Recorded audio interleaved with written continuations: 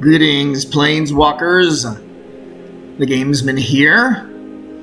Thought I would share this deck entitled Mirrored Shrines. It's kind of a neat deck. It's kind of fun to play in that it deals with shrines and kind of the way they work together. And as we go through the cards, you'll see how it's got a pretty neat mechanic to it. It's a fairly simple deck, as you can see. So for 1 white, we've got Curse of Silence and Radiant Grace. Curse of Silence enters the battlefield. We choose a card name. Spells with the chosen name enchanted player casts cost 2 more to cast. And whenever enchanted player casts a spell with the chosen name, we can sacrifice Curse of Silence. And if we do, we draw a card. Radiant Grace, enchantment aura. Enchanted creature gets +1/+0 and has vigilance. When enchanted creature dies, we return Radiant Grace to the battlefield, transformed under your control attached to target opponent. So these first two cards are essentially curses, in addition to Radiant Grace being an enchantment aura, and you'll see why as we move forward. So this deck contains all 5 colors of shrines, of the Go-Shintai shrines. We have the blue one here, 0/4 for 1 colorless, 1 blue. At the beginning of your end step, you may pay 1 colorless. When you do, target player mills X cards, where X is the number of shrines you control. The other shrine at this mana level is the Go-Shintai of Boundless Vigor, 1 colorless, 1 green. It is a 1/1 with trample, and we can put a +1/+1 counter on target shrine for each shrine we control with 1 colorless. Also in this mana range, we have Curse of Shaken Faith for 1 colorless, 1 red. We enchant our opponent, and whenever they cast a spell other than the first spell they cast, or copies a spell, Curse of Shaken Faith deals 2 damage to them. So a little bit of just kind of an inhibition there to cast. In the 3 mana range, we have Faithbound Judge, which is a great creature card. I've said in the past, 1 colorless, 2 white. We have a 4/4 defender flying vigilance. And we just basically need to be patient until it can attack. It also had a disturb cost, which is a curse.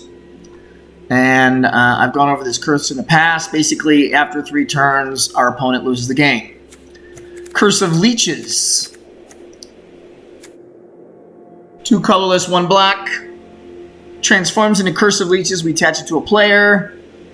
They gain lose 1 life. We gain 1 life when it's daytime. And when it's nightbound, it becomes a 4/4 leech horror creature with lifelink. All right, so that's what? 1, 2, 3, 4, potentially 5 curses. We have Curse of Hospitality, 2 colorless, 1 red. Enchanting or attacking creatures that attack the enchanted player have trample. Whenever a creature deals damage to enchanted player, that player exiles the top card of their library until the end of turn. That creature's controller may play that card, and they may spend mana as though it were any color to cast that spell. Then we have Go-Shintai of Ancient Wars, a first strike 2/2.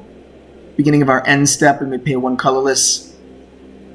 Go-Shintai deals X damage to target player or planeswalker, where X is the number of shrines we control.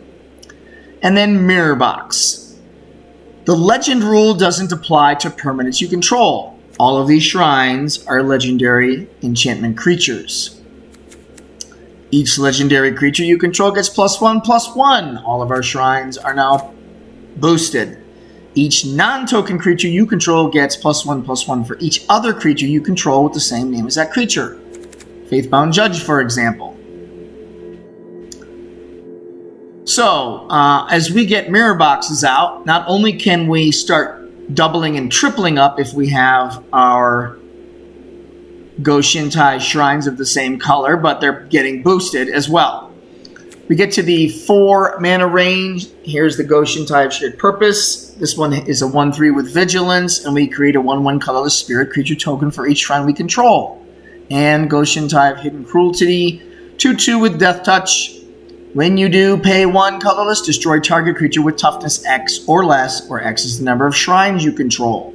So, let's say, for example, we get one of each of only the 4 shrines and 1 mirror box. We've got a 1/5, a 2/2, for example, a 3/3, and a 3/3. The Go-Shintai of Lost Wisdom mills 4 cards.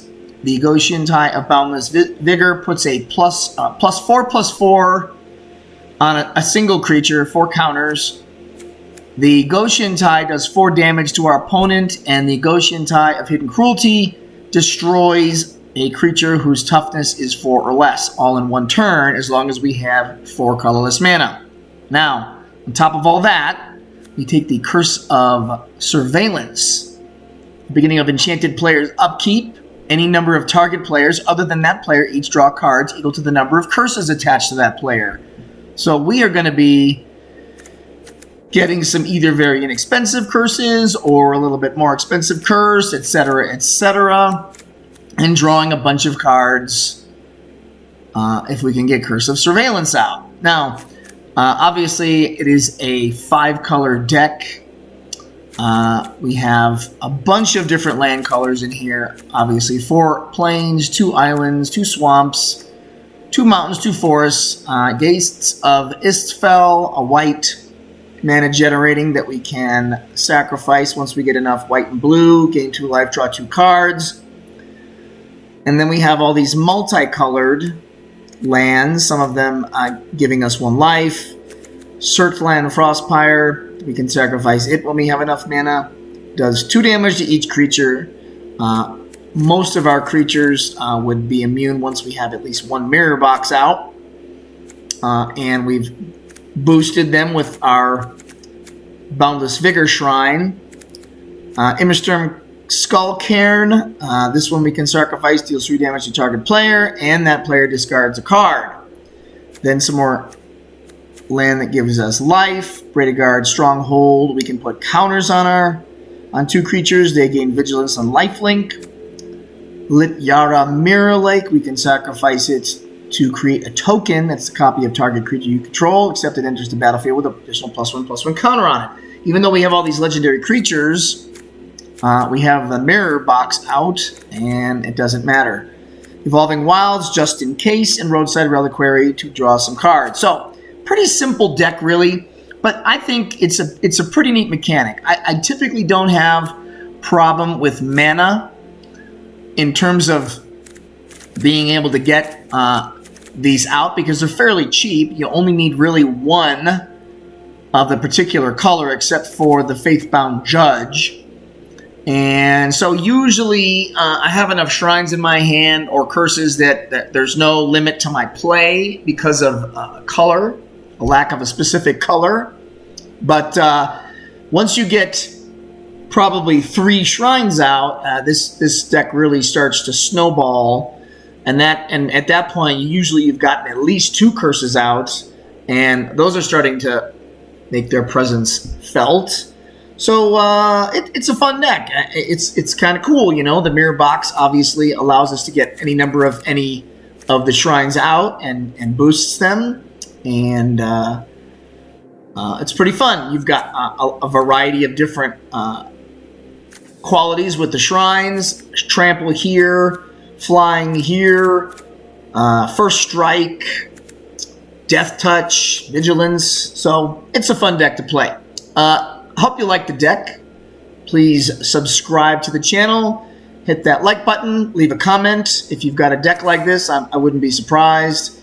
But I really appreciate you watching, and keep your eye out. Like I said, we're going to be getting at least 1 video a day through the month of May.